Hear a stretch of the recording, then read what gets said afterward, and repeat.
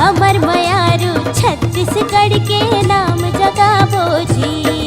अरे ये धरती के माटी माँ भारत कस फुलवारी, ये फुलवारी माँ हरियर हरियर छत्तीसगढ़ महतारी।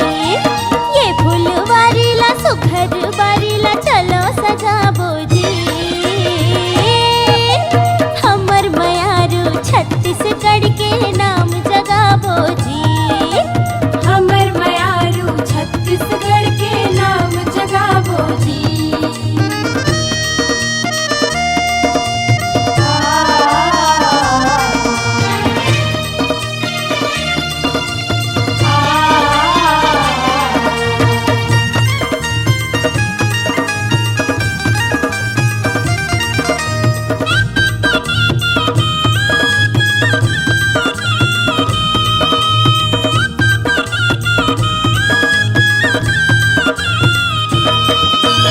इहाँ के शिवरी नारायण माँ संगी सबरी दाई के सुघर धाम, गिरौदपुरी माँ बाबा के धाम, बाबा सिखावे सतनाम सतनाम।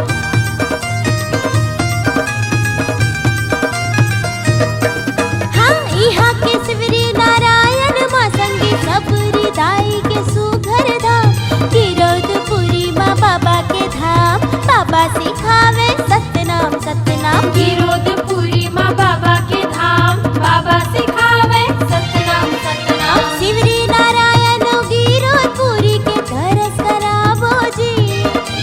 शिवरी नारायण और गिरौदपुरी के दरस करावो जी। हाँ हमर मयारू छत्तीसगढ़ के नाम जगावो जी। हमर मयारू छत्तीसगढ़ के नाम जगावो जी।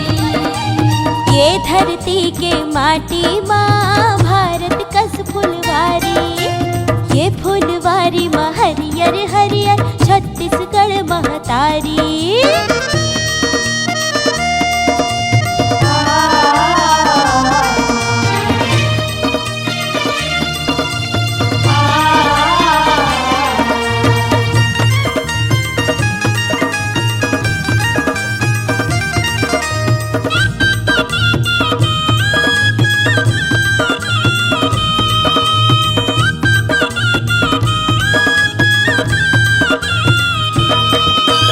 ये धरती के सुघर माटे माँ हरियर धानु पुजाबो जी।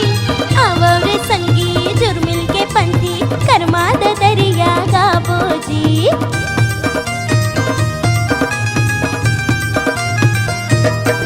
हाँ ये धरती के सुघर माटे माँ हरियर धानु पुजाबो जी। आवरे संगी जुर्मिल के पंथी कर्मा दरिया गाबो जी। आवर संगी झुरमिल के पंथी करवा दरिया गावो जी। बहु बियासी मखा के बासी नागर चलाबो जी। बहु बियासी मखा के बासी नागर चलावो जी।